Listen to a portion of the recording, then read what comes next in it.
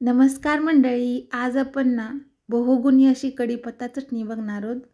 ही जी चटणी आहे ना, ही अतिशय बहुगुणी आहे. हिवाळ्यामध्ये आपले केस गळतीचा प्रॉब्लेम खूप होतो.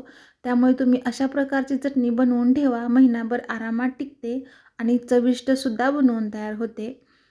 तर इथं आपण सर्व जे पदार्थ आहेत ना, जे आपण थंडीत खाल्ले जावेत हेच पदार्थ वापरलेत आपण सर्व साहित्य तेच वापरले आपण. त्यामुळे हे कुठलाही पदार्थ स्किप न करता तुम्ही ही चटणी बनवा. चवीला अप्रतिम होते. तर त्यासाठी इथं आपण पाव कप सुकं खोबरं घेतले. तर ते अशा प्रकारे भाजून घ्यायचं आहे आपल्याला. 1-5 मिनिटं भाजून घ्यायचं आहे, जास्तसुद्धा नको. काढून थंड करून ठेवायचं. त्यानंतर त्याच कढईमध्ये इथं आपण पाव कप फुटाण्याचं डाळवं घेतलंय, तर ते सुद्धा छान भाजून घ्यायचं आहे आपल्याला. ते सुद्धा 5 मिनिटच भाजून घ्यायचं आहे, जास्तसुद्धा नको. थोडंसं डाग पडायला लागलं त्याच्यावरती की आपण काढून घेणार आहोत. आता त्याचबरोबर तीळ घेणार आहोत आपण पाव कप. तीळ तर थंडीमध्ये ना आवर्जून खाल्ले जावेत. दररोज 1 चमचा तरी तीळ पोटात गेला पाहिजे. तिळामुळे ना आपले स्नायू छान मजबूत होतात. त्यामुळे तीळ थंडीमध्ये आवर्जून खाल्ले जावेत. तर त्यासाठी आपण इथं तिळाचा वापर केला आहे. तीळसुद्धा छान असं चटचट उडेपर्यंत भाजून घ्यायचं आहे आपल्याला. हे स्लो गॅसवरतीच भाजून घ्यायचं आहे आपल्याला, स्लो टू मिडियम गॅसवरती. आता इथं आपण पाव कप जवस वापरला आहे. ह्याला फ्लॅक्स सीड्स पण म्हणतात. तर जवस वापरला आपण इथं. तर याची चटणी खूप मस्त लागते. चटणीमध्ये याची चव खूप छान लागते. आणि जवस जे आहेत ना, त्याच्यामध्ये ओमेगा 3 फॅटी ॲसिड असतं. त्यामुळे हे केसांसाठी आणि स्किनसाठी दोन्हीसाठी सुद्धा खूप फायदेशीर असतं. त्यामुळे ते तुम्ही आवर्जून वापरा आणि चवसुद्धा त्याची छान लागते. तर इथं आपण मोठा कप इथं 1 कप कढीपत्ता घेतला आहे. कढीपत्त्याची पानं घेतली आहेत. ही अगोदर स्वच्छ धुवून घ्यायची, निथळून घ्यायचं आणि पुसून घ्यायचं कोरड्या कपड्याने आणि नंतर ह्याला भाजून घ्यायचं आपण. म्हणजे पटकन भाजून होतात.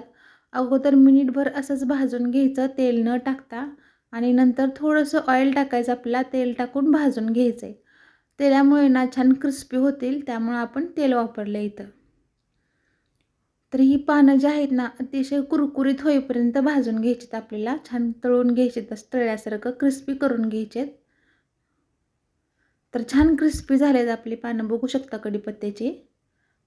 आता याला काढून थंड करून घेऊया. आता याचबरोबर आपण इथं 6 ते 7 पाकळ्या लसूण टाकलाय. आता ते सुद्धा थोडंसं तेल टाकून भाजून घ्यायचं आहे आपल्याला.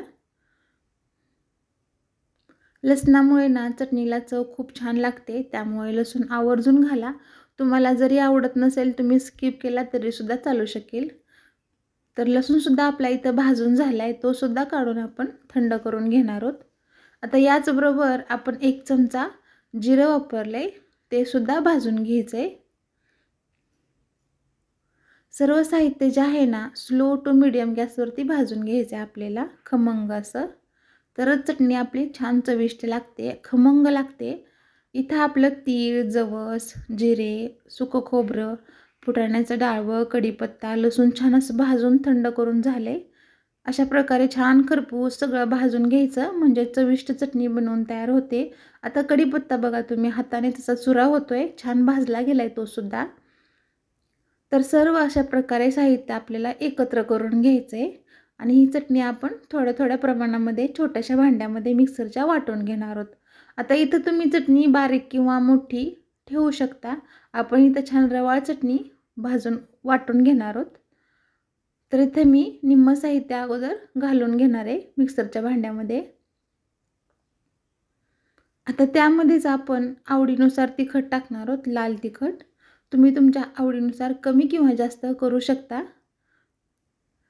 चवीनुसार मीठ टाकायचं आहे आणि मिक्सरचं बटन कमी जास्त करत आपण चटणी वाटून घेणार आहोत. एकदमच एका डिरेक्शनमध्ये फिरवू नका, बारीक करून घेऊ नका, नाहीतर खूपच बारीक पेस्ट होते. कमी जास्त करतच मिक्सर आपल्याला चटणी छान अशी वाटून घ्यायची आहेत.